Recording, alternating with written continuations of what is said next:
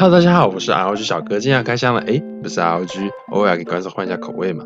OK，今天要开箱的是 ASUS 外接式 AI 降噪麦克风音效卡，外包装可以看到是简洁高雅的 ASUS 风格。这次的 AI 降噪音效卡使用与 Go 2.4、Ceta 7.1相同的降噪技术。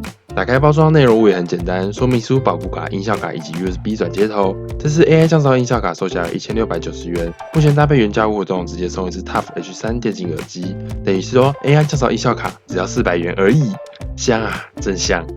音效卡外观非常简单，就像放大版的 USB-C to 3.5 线材。接头部分正面印有 AI Mac 字样，背面印有 ASUS 字样，采用 USB-C 接头，另一侧采用 3.5 接口。产品需要贴在这个地方，在这边提醒玩家朋友们，记得粘贴到保护卡上面，不然贴纸很容易掉。现在要进入我们 AI 降噪麦克风的实测环节，可以看到我身后的背景是在大马路旁边，其实这整个噪音真的是非常嘈杂。现在是经由我胸口这个领夹式麦克风进行收音，然后经过 AI 降噪麦克风处理之后的声音效果。不知道大家现在听起来这个声音状况是如何？但是呢，现在我要把 AI 降噪麦克风拔除之后，我们来听一下实际状况。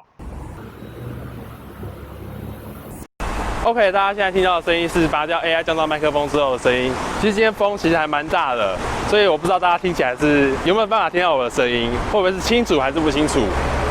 我们下一个画面见，拜拜。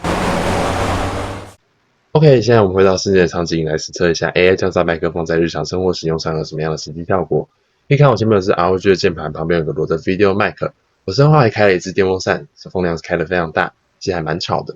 OK， 我们现在来打一下键盘来听一下 AI 降噪麦克风到底能不能把键盘的声音消除掉呢？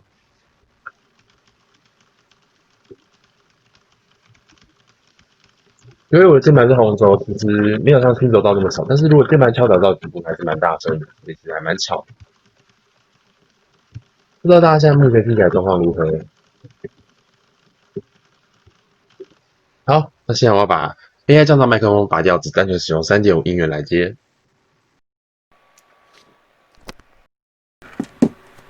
OK， 现在的状况是只有使用 3.5 音源线，没有使用 AI 降噪麦克风。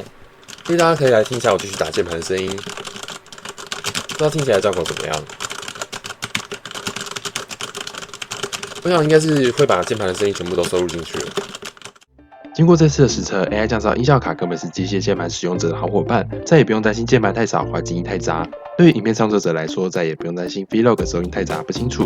音效卡本身相容大多数产品，并且非常贴心的附赠一个 USB 转接头，保护2年，携带方便，多样化用途，让你在任何环境轻松对抗噪音。